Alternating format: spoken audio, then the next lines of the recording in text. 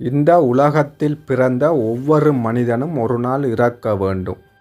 ஆனால் மரணம் உண்மையில் முடிவா, அல்லது அது ஒரு புதிய பயணத்தின் தொடக்கமா? உடல் இறந்த பிறகு உயிர் எங்கே செல்கிறது? இந்த கேள்விகளுக்கான பதிலை 1000 ஆண்டுகளுக்கு முன்பே தமிழ் சித்தர்கள் ஆழமாக கூறியுள்ளனர். இன்று அந்த மறைக்கப்பட்ட உண்மையை நாம் பார்க்கப் போகிறோம். மனித உடலின் உண்மை. சித்தர்கள் கூறுவதன்படி மனிதன் 2 பகுதிகளால் உருவானவன்: உடல் மற்றும் உயிர். உடல் என்பது மண், நீர், தீ, காற்று, ஆகாயம் என்ற 5 பஞ்சபூதங்களின் சேர்க்கையாகும். அதனால்தான் சித்தர்கள் கூறுகின்றனர், உடம்பு மண்ணுக்கு சொந்தம், உயிர் இறைவனுக்கு சொந்தம் என்று. உடல் அழியும், ஆனால் உயிர் அழிவதில்லை. மரணம் நிகழும் தருணம். ஒரு மனிதன் இறக்கும் நேரத்தில் உடலில் ஒரு பெரிய மாற்றம் நடக்கிறது. முதலில் உடலின் சக்தி குறையத் தொடங்கும். மூச்சு மெதுவாக ஆகும். இதய துடிப்பு குறையும். அந்த நேரத்தில் உயிர் சக்தி உடலிலிருந்து வெளியேறும். சித்தர்கள் இதை உயிர் பிரிவு என்று கூறுகின்றனர். உயிர் வெளியேறும் வழி. சித்தர்கள் கூறுவதன்படி உயிர் உடலிலிருந்து வெளியேறும் வழிகளும் உள்ளன.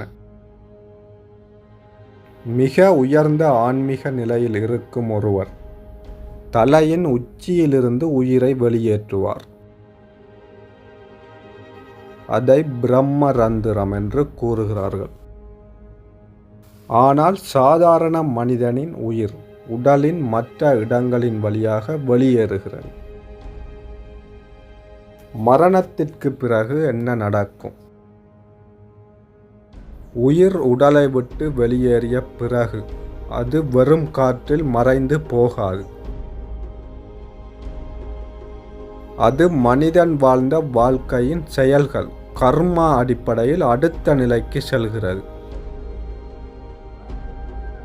சித்தர்கள் இதை கர்ம விதி என்று கூறுகின்றனர். நாம் செய்த நல்லதும் கெட்டதும் உயிரின் அடுத்த பயணத்தை தீர்மானிக்கிறது. மறுபிறவி உண்மை. சித்தர்கள் கூறும் மிக முக்கியமான உண்மை: உயிர் அழிவதில்லை. அது ஒரு உடலை விட்டு மற்றொரு உடலுக்கு செல்கிறது. இதையே நாம் மறுபிறவி என்று கூறுகிறோம். அதனால்தான் சித்தர்கள் வாழ்க்கையை மிகவும் பொறுப்புடன் வாழ சொல்லுகின்றனர். சித்தர்கள் கண்ட பெரிய ரகசியம். ஆனால் சித்தர்கள் ஒரு பெரிய ரகசியத்தை கூறியுள்ளனர். மனிதன் ஆன்ம ஞானத்தை அடைந்தால் அவன் பிறப்பு மற்றும் மரணம் என்ற சுழற்சியிலிருந்து விடுபட முடியும் என்று. அதையே அவர்கள் முக்தி அல்லது மோட்சம் என்று கூறுகின்றனர். மனித வாழ்க்கையின் உண்மையான நோக்கம். அப்படியானால் மனித வாழ்க்கையின் உண்மையான நோக்கம் என்ன? சித்தர்கள் கூறுவது, உடல் இன்பங்களுக்காக மட்டும் வாழ்வது அல்ல.